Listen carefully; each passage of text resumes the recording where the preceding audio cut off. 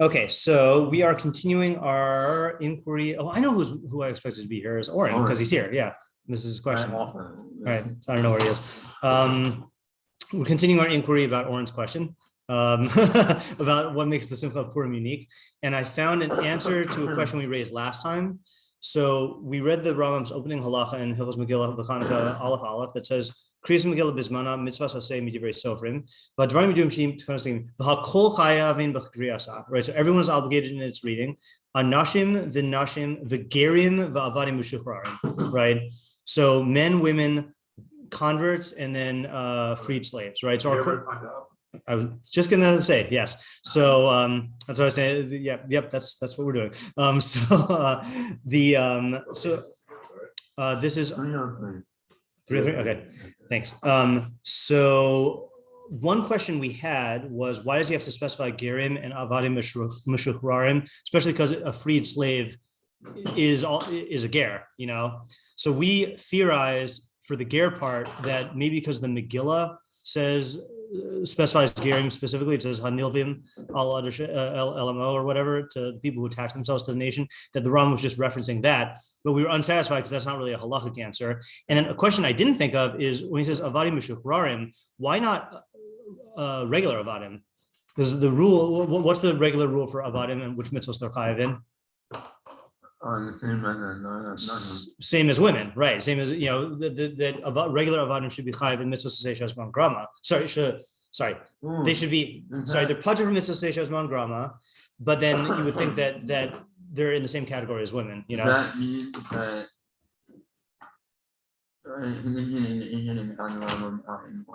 women are fine.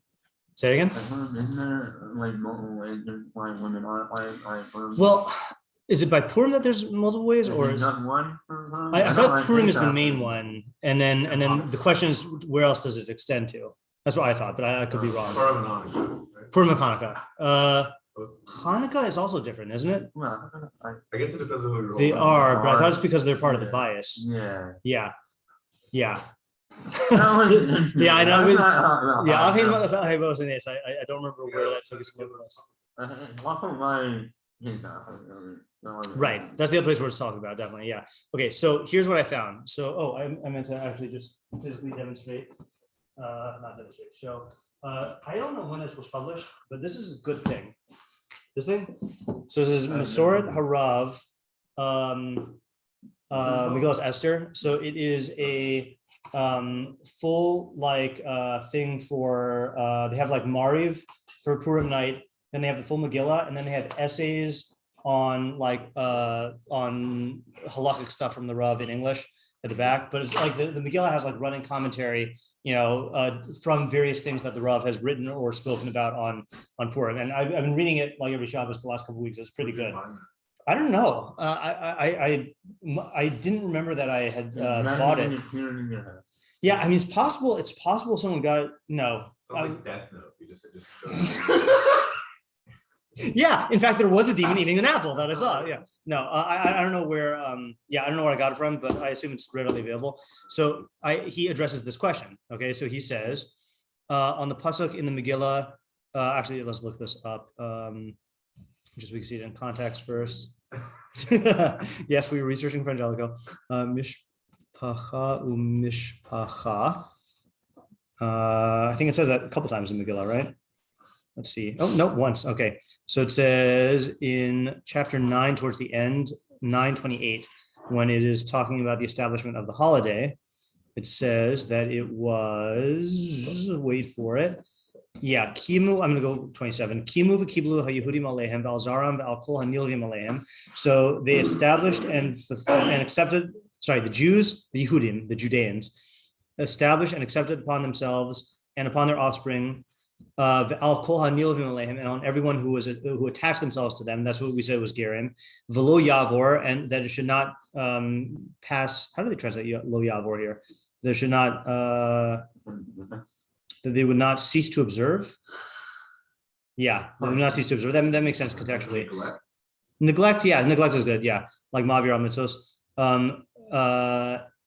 Usim es shnei hayamim ha'eleh these 2 days, doing these 2 days, according to how they were written and according to their times, each and every year. Now here's the pasuk: and these days and these karim v'nasim were remembered and done b'chol dor v'dor.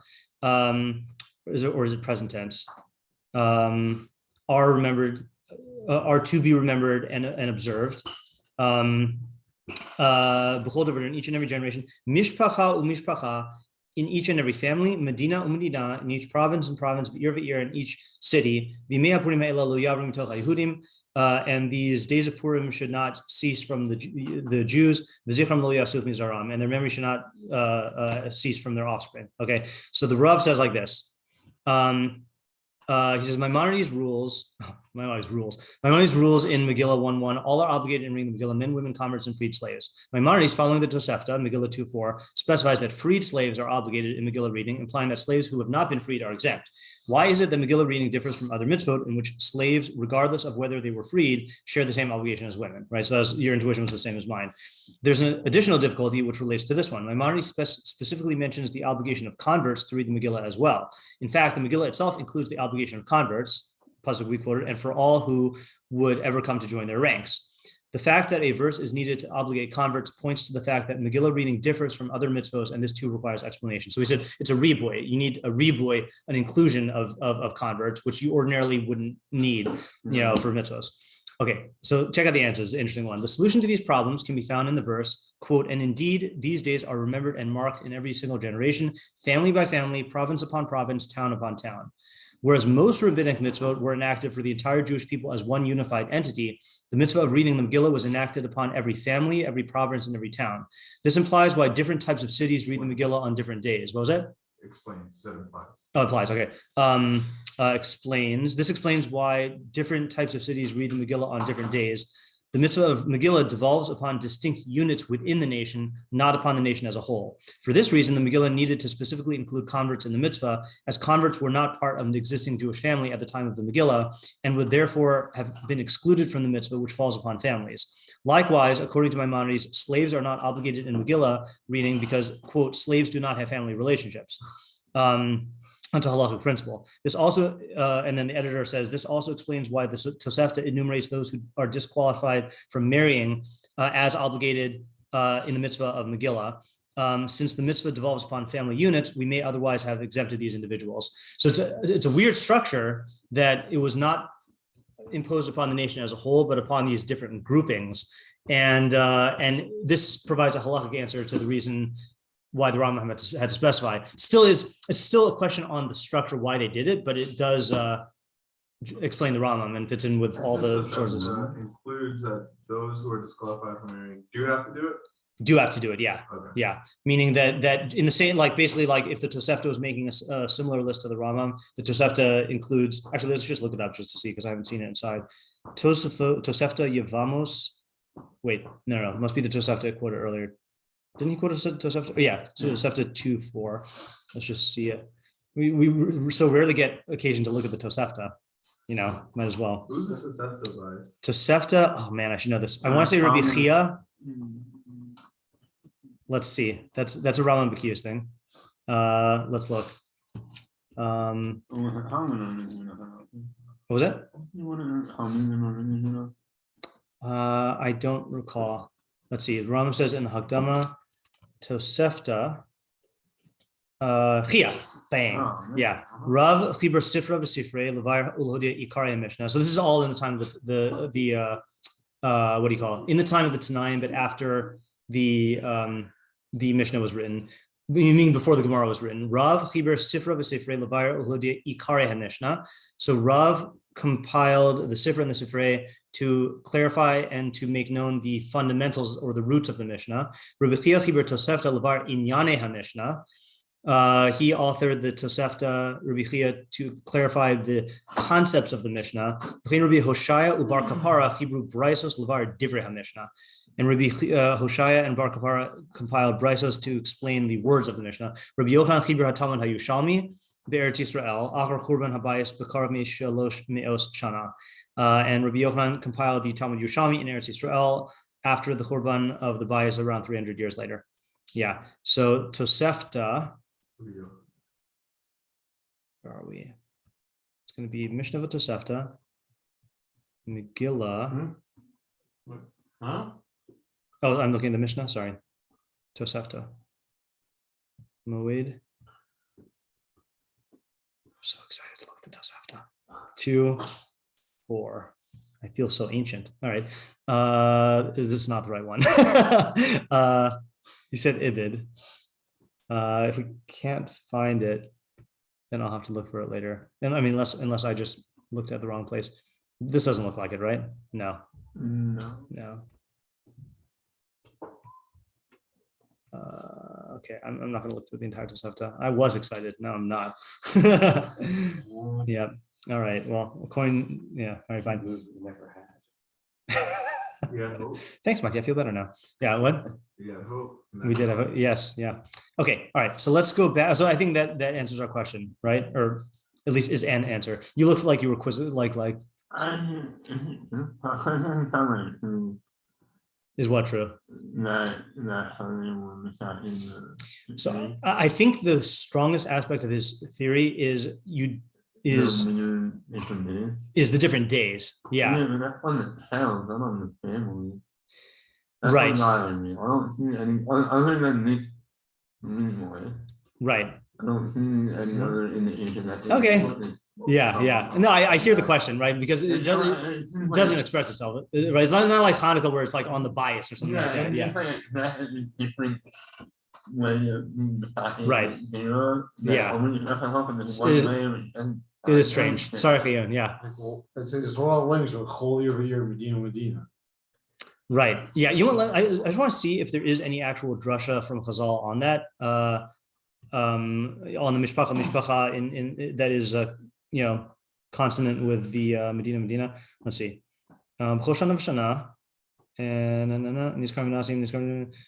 Mishpacha mikan samchu chachamim lomar shakfarim makdimin lekriyas Megillah liyom haknisa. So from here, that's what the chachamim. Oh, so that's interesting. Okay. Well, all right. So he said, let me just translate. So mishpacha is the asmachta, is the loose textual support that the chachamim used to have the halacha that the villagers read the Kriyas Megillah early on their Yom Knisa. Right. Yeah. What does even mean a smachta here? I just confused what even mean by a. Because the whole thing is. I just say like, probably. this is entirely a Dirabana. I remember one of the specific. Yeah. I remember going through Masechet Megillah. It specifically said that since this is a Dirabana and later Sanhedrins were worse, the Kedama overturned it. So how could it? So it couldn't have been a smachta because Sanhedrin was masakin. And Megillah also is the one masakin. I did my asmachta sugya for the year. I'm done. No, it's a good question though. Following the question, what does it mean? It's not asmachta. You're saying that the smachta is a derisive thing, or things that are how does it go? That are derabanan, but they're attaching it to a pasuk, for a boost. Yeah. Horace said a smachta is where there thing that's not in the original text is being attached onto it. Right. But it was from Masechet Megillah, it could not have been attached onto it later. And the rabbis who were making this Megillah were also the ones who made the halachos. Yeah. It could not have been later rabbis putting it into the text because later rabbis would not have had the authority to do so. So how about this? How about this statement is an asmachta? No, I don't know. I don't know. I mean, it is. Let me reframe the question in a general way so that I can like put it in a package and put it on someone else's doorstep. Is that there is a weird thing going on with the Megillah and the halachos that come from it because it is Kisvei HaKodesh, but it was contemporaneous.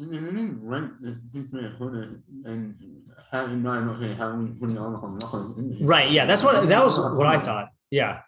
That's what I thought. Wasn't standardized before the unaccelerated so it's not. Yeah. I don't know. I'm not sure. But again, this is the. I'll show you where you can find the answer. Hold on.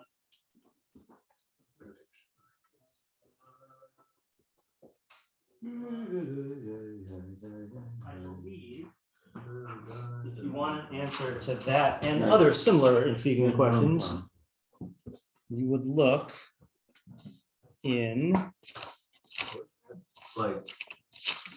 Christmas carols, always says Purim carols. You're just filled with random thoughts today, aren't you? Yeah. Oh yeah. That's how I'm supposed to like sort of Yes. Yeah, I think the whole point of the can't mix a pot of Mordechai and Haman is it's actually putting your two drums to sing that Purim carol. Oh yeah, that is a Purim carol. Shoshanas Yaakov. And according to the Machzor Vitri, that was in the time of the Anshe Knesset HaGedolah, apparently. I don't know. It's we sing it after the Kriyas Megillah every time. It's in the Psukim, or it's in the Sidron. That's true. Yeah. So you got some time before you can say, should I know it? Where is it? I thought there was a shir specifically on this question in the Rav's Yortzeit Shirim. And I'm looking through the table of contents and I'm not seeing it. It could be it's in the Oneg Shabbos shir. I know that sounds really weird. But I think the reason why is because that's the shir where he talks also about how the halachos of Oneg Shabbos are in the Nevi'im. But I could be mistaken here. I thought there was a specific shir on it. I don't know. I can look these as many times as I want. And it's not gonna I'm trying to find Okay. Yeah, me too. Okay, fine. All right, let's go on. All right, let's go back to the original agenda. All righty, so we did leave off in chapter 2 of Hilchos Megilah וחנוכה, and we had just started the stuff about the days of Purim. This is Yud Gimel, Beis Yud Gimel. So let's just go read that again. Shnei hayamim ha'elu, these 2 days, Shem Arba'a Asar v'Chamisha Asar, which are the 14th and the 15th, Asurin B'Sefed B'Tanis. You got the page? 213. Shnei hayamim ha'elu. Yeah. So they're asur in eulogizing and fasting. L'chol adam b'chol makom, in every place and every time. We good? Okay. Yeah.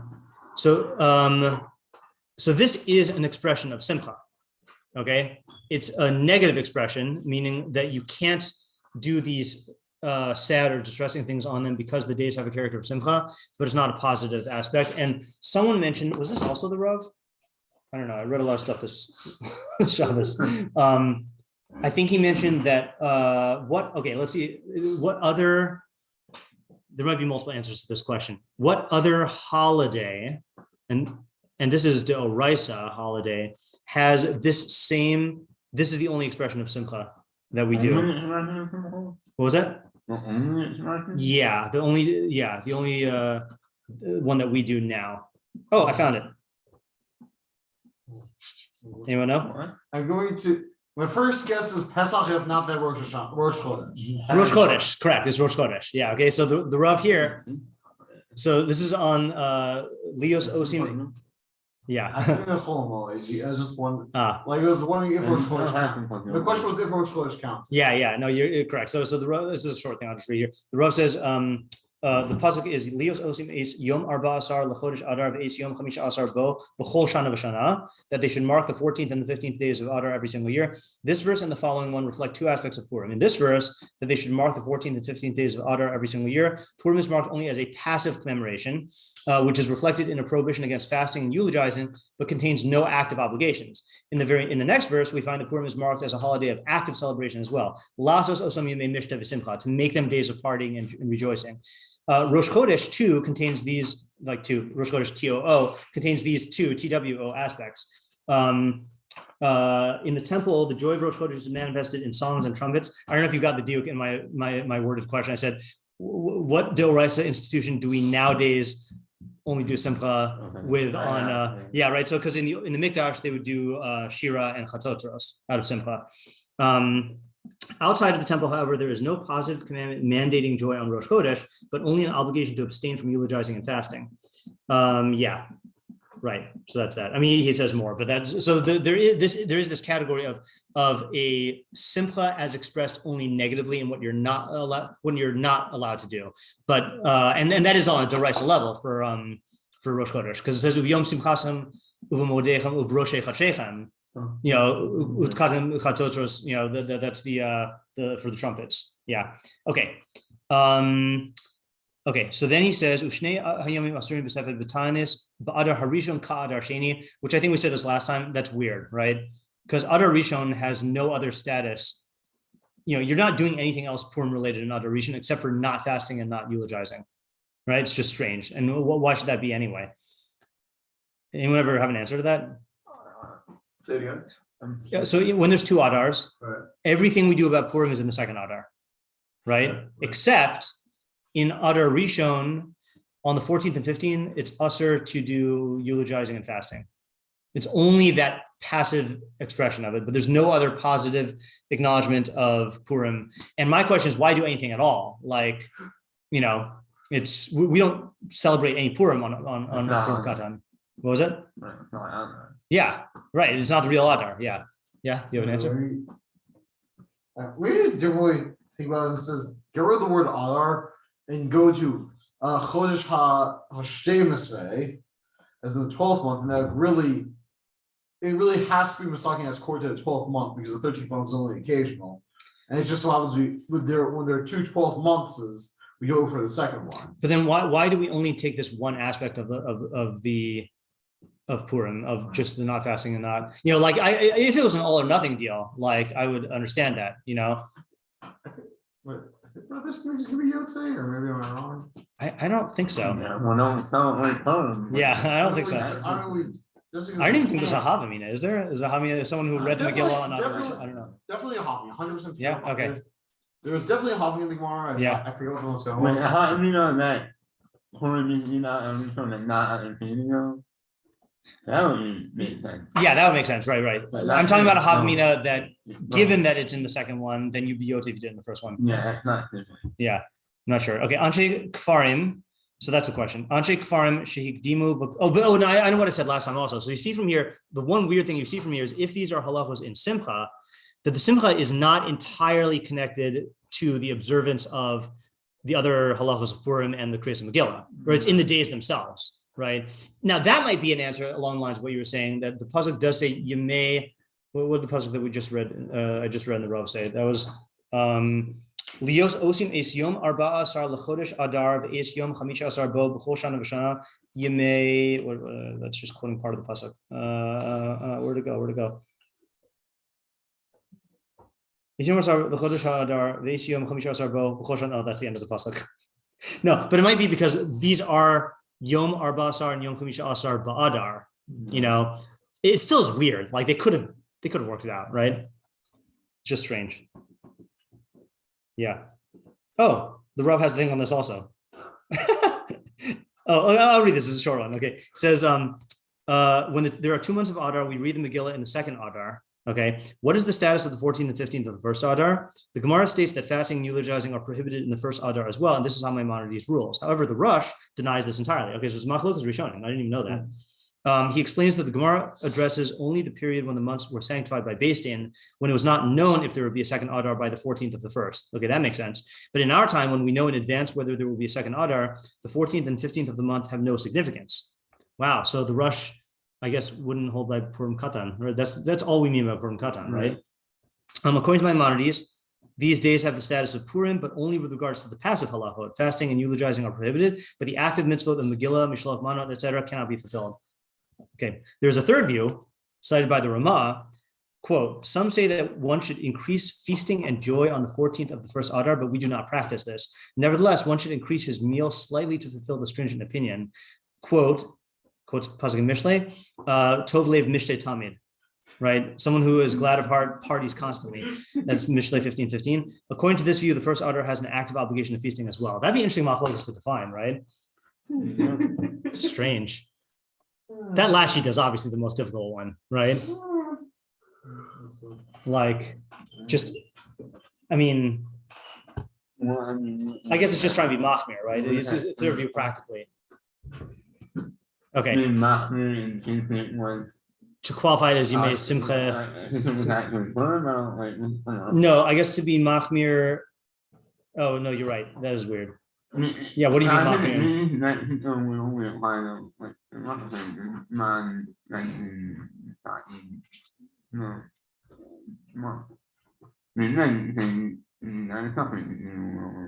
Right. Yeah. This does not. Yeah. It's. I don't know. Yeah, strange. Okay. Anyway, all right. Continuing our review. Okay, so the villagers. Yeah, so the villagers who read early on the Monday or Thursday closest to Purim, they are permitted to do hesped and tainus on the day of the reading. And it's also for them to do it on these 2 days, even though we don't read on them. So that's the clear thing, is the Esther of hesped and tainus is tied to the 2 days, regardless of which Adar and regardless of the Kriyas Megillah. That's strange. What about that? Are there other mitzvahs also tied to the day? I think we give right, but that I think is like an extrinsic reason, right? Because they're expecting it or something. Let's see if the Rambam says that. I believe he does when he talked about the halachas of matanos levyonim. Oh, but I was going to say here, okay, this is just a sketchy theory. Okay, like avowedly sketchy is like what significance did the days have aside from the Kriyas Megillah? So the Kriyas Megillah is the Pirsum Hanes, right? That's when we actually are saying it through like going over the events and stuff and the Hala. But the days are anniversaries of the event, right? Are like commemorations. And there is I feel like there's an intuitive idea that in anniversaries that it attaches to the calendar day, like the day that it happened is when you do it. So I don't know why that should have anything to do with these passive simchas, but that it would show why there is an idea of retaining the anniversary of the day, even though you're not celebrating the day on it. Celebrations can occur whenever you want, but the actual anniversary of the day, like, you can celebrate your birthday on a different day, but that doesn't change the fact that your birthday is on this day of the calendar, So it's a step. Okay. All right, next. So we did not read, this is new. Mitzvahs Yom Arba Asar Libnei Kfarim V'Ayaros. So the mitzvah of the 14th for the residents of villages and unwalled cities, V'Yom Chamisha Asar Libnei Krachim, and the mitzvah of the 15th day for the city dwellers, or the walled city dwellers, Lihios Yemei Mishta V'Simcha, is to be days of partying and rejoicing. Okay, so that's also weird, right? It's most mitzvahs have verbs, right? Mitzvah to read the Shema, mitzvah to pick up the lulav. The mitzvah is lihios, that they should be days of Mishta and Simcha. Liosan, right? That they should be days of Mishta and Simcha. Umishloach manos l'reim, and sending of gifts to fellows, to comrades. Umatanos la'avyonim, and gifts to the poor, right? And if you miss Rav Pesach Shir on Sunday, amazing shir, and he gives a new explanation of why we do Mishloach manos at the end of the shir. But I can't spoil it because it's based on the whole shir. Yeah. Okay. So this is one of our questions, though, right? We'll try to ignore Rav Pesach shir and approach it from the Rambam. As Rav Pesach said throughout his Sunday shir, this is not a Rambam shir. Okay, he didn't want to go into the Rambam, but these two forms. So okay, we have Yemei Simcha in Judaism. We don't have Yemei Mishteh. Okay, that's not a thing. We don't have Mishloach Manos, and we don't have Matanos La'avyonim. Right? These are all these are all unique to Purim. So that's central to Oren's question. We don't have them another holiday? We don't have them any other holiday, and we don't even have them as any institution. There's no like institution in any sense of like sending gifts to friends or giving gifts to the poor. I don't know what you mean by institution. Meaning like there's no mitzvah in any form of sending gifts to friends, whether a holiday mitzvah or a non-holiday mitzvah, or there's no institution of giving gifts to the poor. Okay. Is that like, are you saying will we see something similar to like a lulav or something like that? Speaking of there's no other, or are you saying because of the same? Yeah, that's a good point. I guess what I'm saying is that because we have mitzvahs of simcha, and holiday phenomena. So you would expect Purim to partake of either a holiday phenomenon or a simcha phenomenon, especially because it's D'Rabbanan and be modeled after D'Oraisa, and there is no parallel in holidays or in mitzvahs. Yeah. You mean as you expect Purim to use something like is already institution, so you could just say, okay, we're going to do this type of korban. Right. Yeah. Going back to you really want to do korbanos on Purim, don't you? I don't blame you. All right. Umutter basias malacha. It is mutter. He'll come back and define all these mitzvahs later. Umutter basias malacha. It is permitted to do malacha on it. Nevertheless, ein roi lasos bo malacha. it is not proper to do malacha on it. Amru chachamim kol ha'osem malacha b'yom Purim eno ro siman bracha. The chachamim say anyone who does malacha on the day of Purim does not see a sign of bracha. Now, I think this is pasha that when it says malacha, we're not talking about like the 39 malachos of Shabbos. We're talking about like doing work, right? Like, like it doesn't mean that if you write with your right hand versus if you write with your left hand, So what's the basic idea here of why shouldn't, I mean, this is I think the basic idea, but why shouldn't you do malacha on Purim? And if you do, why don't you see a siman bracha?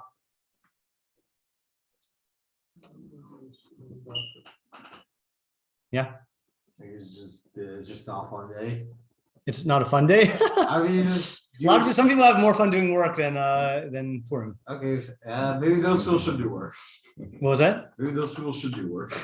Yeah. So I think the siman bracha is a sign that it's not about happiness. Right. Right. It's I guess it's like a day where if you're like what you're really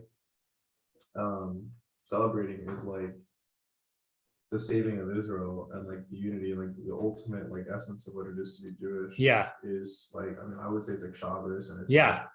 Like, to be in a different kind of loda, not secular loda. So if you're doing secular loda anyway on it, then you're kind of going against a little bit of what you're really celebrating. Right. So I think the fact like that well, I think I'm saying the same that you are. I'll say, and you tell me if you're saying something different, is that the whole, like, it's not us or do malacha, right, on Purim, but the whole point of the day is to be involved in all the themes of the day, the halal and the salvation and the simcha and the mitzvos. So if your values are elsewhere, like, and you're just like, like taking a quick break from work to get the Megillah and then going back or whatever, you're not going to be perfecting yourself and getting the hashgachas Hashem from Purim. You're like missing the whole boat. And it'd be like Shabbos if a person spent all of Shabbos, like just sleeping, like you're not doing any malacha, but you're also not being involved in Shabbos. You're not going to get any siman bracha from that. Yeah. Right. So actually kind of like, so we're like going over the sugya, like the question of the Kohanim, like Mevatel, like the early part of the Mishnah for this, it's like if this is even trumping that, at least on that day, yeah, it's like it can't be that it's a lower kind of work, because in some sense it's like, wow, it's even in a higher level, right? Like I mean, since our Shabbos is based off of the vote of Mishkan, there has to be some kind of parallel, and it seems, but at the same time, we can't make it completely like it's not just on a technical level because it's a rabbinic thing, but also because there does seem to be some aspect of like the voluntary, choosing to celebrate this on our own. Like there's a level of you're seeing the value in it, and you're expanding or applying the ideas of Shabbos and other things to a day when it's it's not necessarily that's what you have to do. And so right. So, the interesting thing about what you're saying is that the Mordechai did want to make it a day of Esther Malacha, right? I don't know if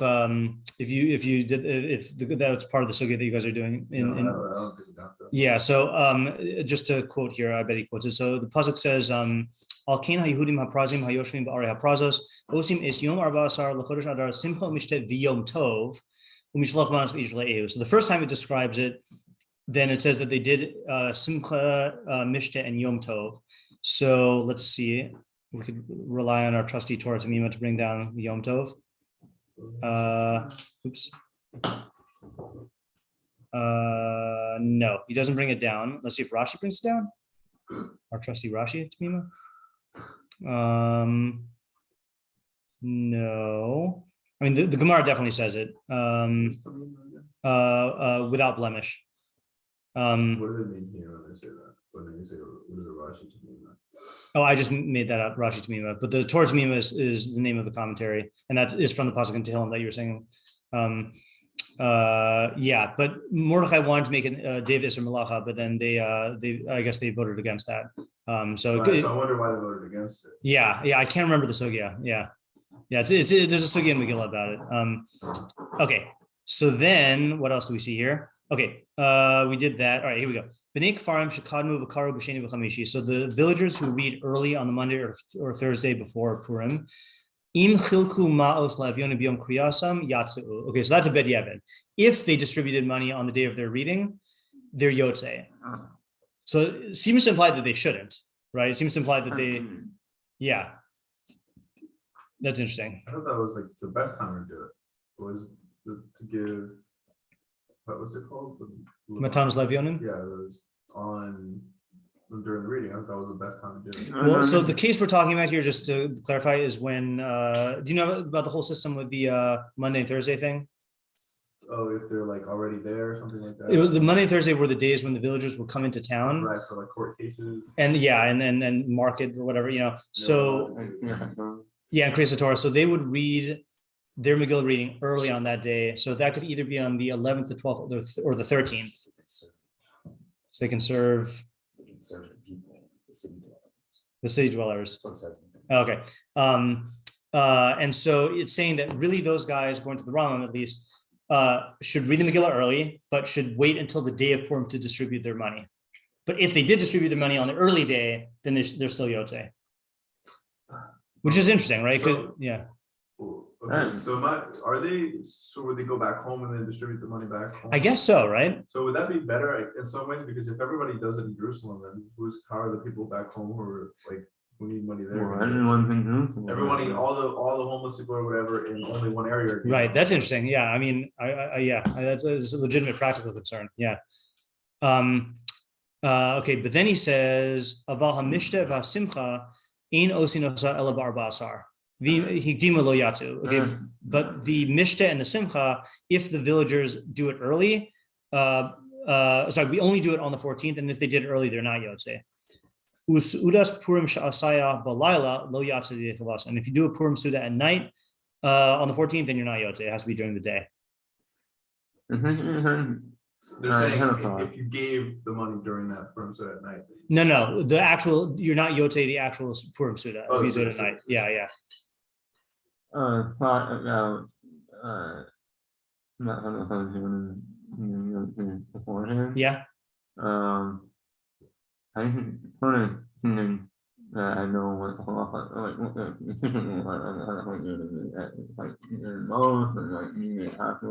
Right. It seems that the whole point of is so that they can offer participate. Oh, that's interesting. Okay. So even though I guess the time is on the 14th, yeah. But if you the morning beforehand and with that money on, yeah. Right there. Okay, so let me just repeat that. That's a good possibility. So what Chaim is saying is that the one of the purposes, or following the smaller right, yeah. So one of the purposes of Matanos Levionim is to give the poor people the ability to have a Suda on Purim. So if you gave it early, it's true that your act of giving is not in conjunction with the day of Simcha, but you are still facilitating you're still equipping them with what they need to use for their Suda, which is going to be on the 14th anyway. Yeah, Yosef? So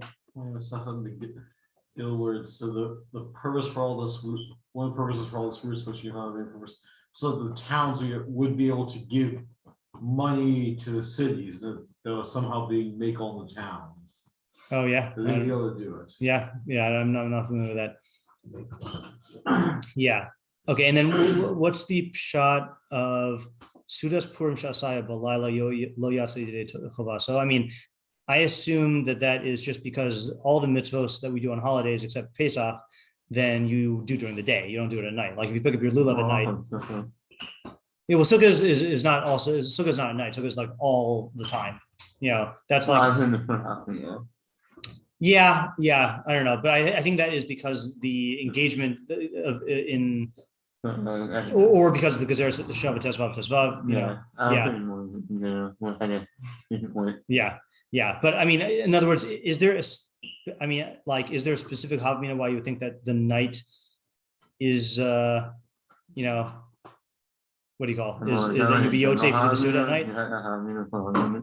That's what I'm wondering. Yeah, like. Yeah, let's look at that and see just really quickly.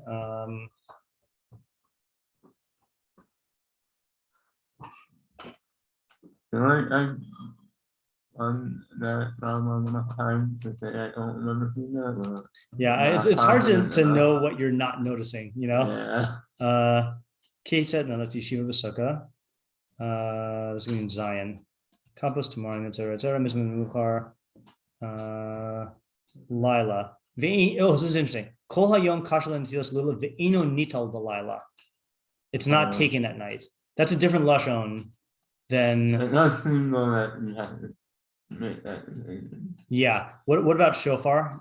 Yeah. Interesting. If you already have Pesach and Sukkot having stuff you do it it's like 2 out of 5.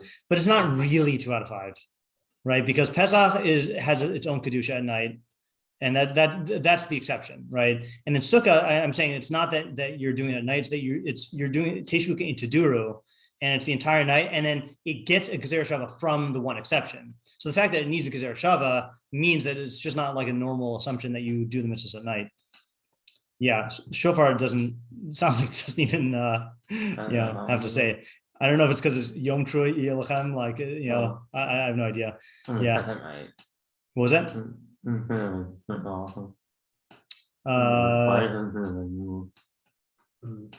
Yeah, I don't know. Yeah, you're right. I don't know. I'm not sure. Okay. Yeah. There's I know there's let me pause this. Okay, so now speaking of drinking, we get to the Suda. Ketzad chovas Suda zo. What is the obligation of this Suda?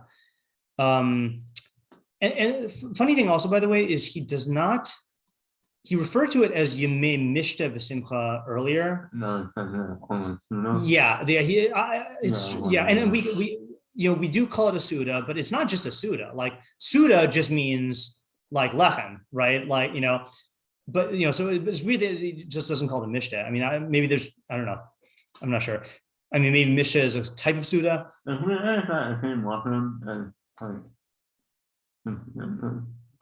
We'll find out. Yeah.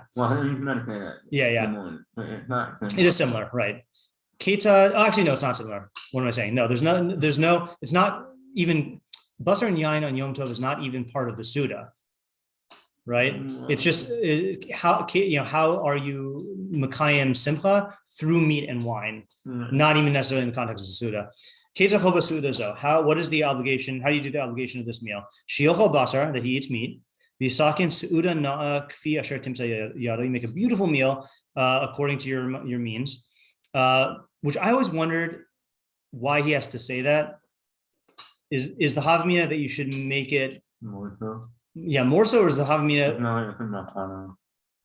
In other words, like let's say I'm really, really, really rich and I make a really lousy Suda.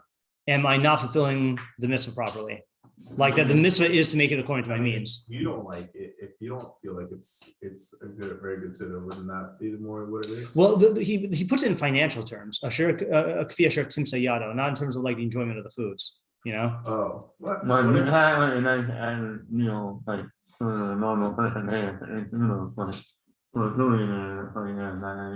So that seems like, if anything, that seems like a big headache because like there's a point where there's diminishing returns and how much you spend on something to make it any better. And if I'm legitimately happy with having spent a certain amount, then maybe it would be for other people, but it's not a lot for me. Right. No, it's fair. It's fair objection. I mean, this, even if what I'm saying is true, like it's not going to be legislated down you can't legislate it down to the detail like that. Yeah. I wasn't saying, money and money to make your party more lavish. Mm-hmm. You're saying he is saying that you should spend. Don't overspend money in the same thing. Right. Yeah. You mean there's no need to exclude that, right? And $1 million on a lot of wine and $1,000 in a wine and it's just doing. Right. I'm saying if the wine is better than $100 and $100. Yeah. If it's not better, then don't spend that your money. Right. Yeah. I'm not sure just what the actual implication is. Right. If what I'm saying is true, then I agree. Then you wouldn't need to specify that. The shose yayin, and this is at the meal. Drink wine achish taker v'yiradim b'shikrus until you become drunk and fall into a deep sleep in shikrus. Right. And a deep sleep is the precise translation of Yeradim, I believe. Yeah, okay, fine. And I've said this before, but I'm going to say it on the recording because this is a pet peeve of mine here. Anyone happen to know offhand which siman in the Shulchan Aruch this stuff is? No. What's the halachos of the Purim Suda. I know it's at the very end. I just don't know exactly where it is. Actually, no, it's okay. I'll just do Levasume. Although sometimes they spell Levasume differently because I think the Shulchan Aruch quotes it like that. Wait, what? Just 1 second. Can I not get the Shulchan Aruch via here? Yeah, there we go. Shulchan Aruch. That's Yom HaKippurim, not the right one. Yeah. Oh, okay, I see. Yeah, before I. Yeah. Why click the Rambam towards Shulchan Aruch thing? Oh, you're right. I clicked the wrong one. Get to the same point here. Okay, Sudas Purim. Oh, here we go. So the Shulchan Aruch says, so a person is, yeah. What's this is tough resh tzadi. All right, that's easy to remember. Tyrtze. Ata tyrtze levasumi b'porei adol yada ben araham l'barach Mordechai. Okay. All right. So the Mechaber just brings down the statement of the Gemara, right, without explaining. So the Haggah, the Ramah says, "V'yish omrin." Some say you don't need to get drunk so much. That you drink more than your usual amount. That's the kolbo. V'yishan, and fall asleep. Then you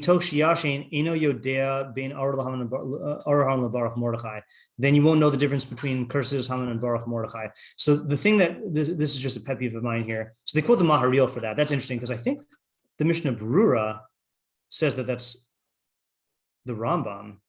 Unless that's just in the printed Mishnah Berurah that I have. That's right.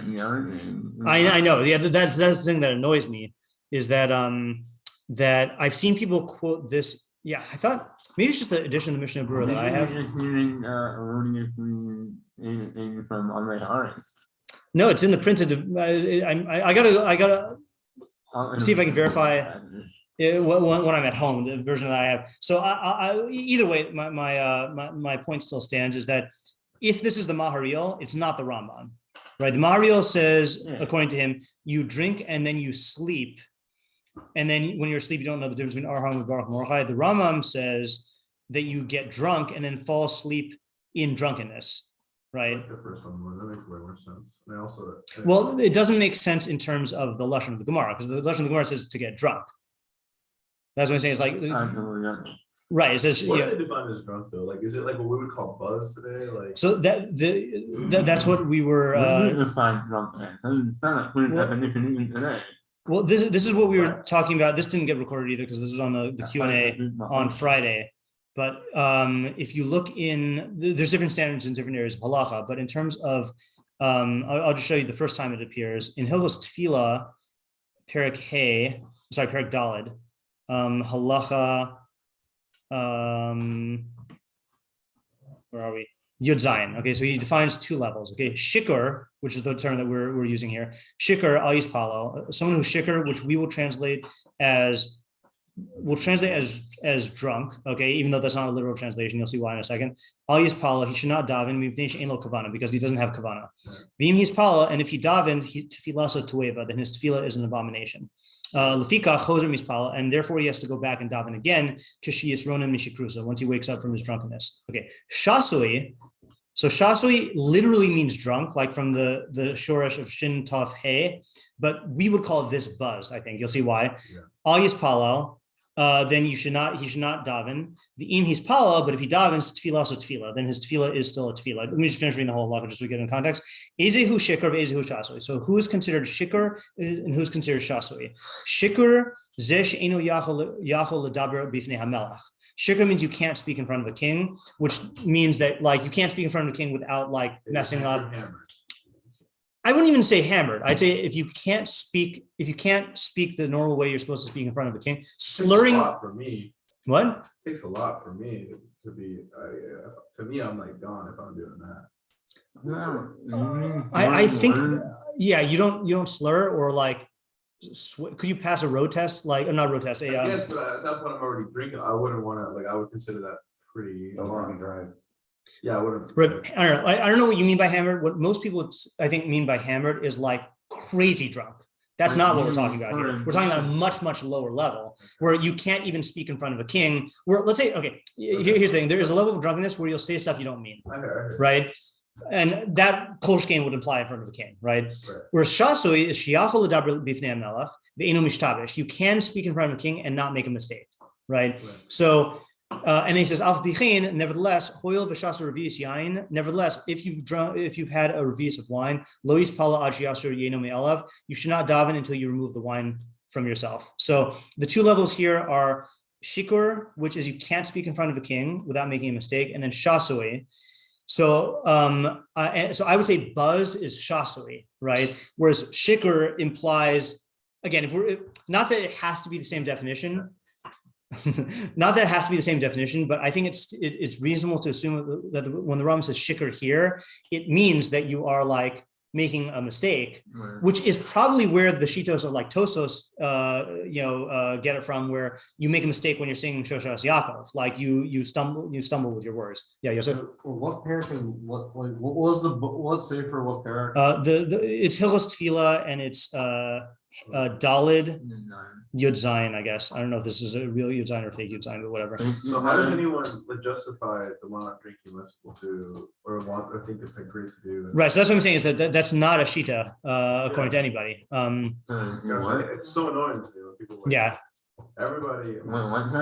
Like the blackout drunk type stuff, yeah. And then, so this is what we spent Friday. On Friday, I went over all the shitos on drunkenness. Not like not. No thing. You mean your yotze on the? Well, technically speaking, to make sure I understand this, your yotze on the way there. You shouldn't even do that. I feel like no, you shouldn't do that. It's also to do that, right? But if you did that, the reason why there's a very good reason why. That's why I don't like perms. But I like the idea of it, but I don't like how it's executed most of the time. Hold on a second. This is I read this on Friday. So there is a third level of the shikruso shalot. And the Rambam mentions it a couple times, but I just have to find the one that I think was Kenian. Yeah. Okay. So this is why you cannot say that there's a mitzvah to get that drunk. So this is Hilchos Megilah 29:18, which we wouldn't have found naturally. Okay. Hashikar mikacho mikach mimkar memkar. So I searched. Yeah. A shikar who makes a sale or a purchase, then his sale and purchase it is valid. Okay, that's a shikar. Umatanoza makayam, and his gifts count. His gifts go, right? So if you give away your car on Purim, I'm sorry, like it, well, I guess not. If you're just a shikar, okay. The inhigil shikrus shalot. If he got to the level of the drunkenness of Lot, and what happened to Lot when he got drunk? He got he slept with his. Yeah, he got raped by his daughters, right? That's a drunk person who acts and doesn't know what he's doing. So what's the halacha? Ein ma'asav klum. His actions are nothing. Isn't the criteria to not recognize your friend from your enemy? No. See that? Yeah, okay, we'll get to this in a second. I'm just reading, this is basic halacha. I think this is unanimous. I don't think anyone holds that if you have shikrus or shalot, then your actions like register halachically. So he's saying, ein masav klum, v'harihu kashote, and then you're considered like someone who's mentally incapacitated, or katan pachos min ben sheish, or like a kid before he has das, So you can't say that the mitzvah requires you to do this, because your actions don't register as actions when you're at this level. And this is not the only place in the Rambam where he talks about can't be a mitzvah if it's not an action. Right. Yeah, right. Yeah. And the Rambam says this also by Kiddushin. Well, I don't know. I can quite think, but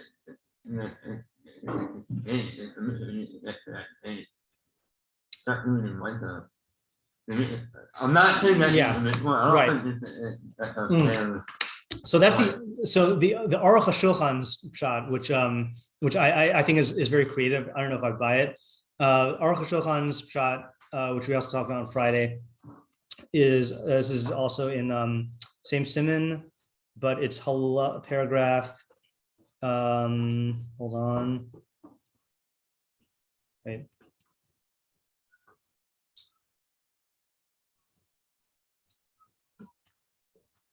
Oh, it's halacha hey or sif hey. So he says, Amnam Rabbeinu Beis Yosef b'Sifra Gadol Kasab b'Shem Orchos Chaim Zelashano Chayv Inish Levusim B'Rayz. So he quotes the Shulchan Aruch. Lo Shish Taker. Okay, he quotes everything we just read. Okay, Ach Shishte Yosef Milmuna Ad Kalam. The Kasha. This is difficult. In Kain my Ad Deloyada. So what does it mean Ad Deloyada until you don't know the difference between Arham and Baruch Mordechai? So check this out. V'im Mefarish Ke'ezeh Pirush Nisbar. How can, no matter how you explain it, how did the Beis Yosef just leave that phrase, just say ad lo yada without explaining? Because that would seem to imply complete drunkenness. Then he says in parentheses, maybe it means up unto, but not including that point. Okay. So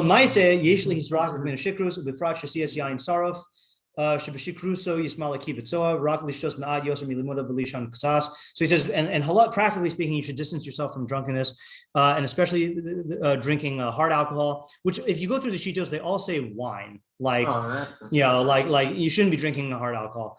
Because if you drink hard alcohol, then you're going to be filled with feces and vomit. Drink a little bit more than you used to and sleep a little bit. Okay, we got to come back to this tomorrow. But this is one this is one of the few ones that I could really completely accept. They got really strict about it. It's like only wine and like right. So happy. Yeah. Well, the I'm gonna stop.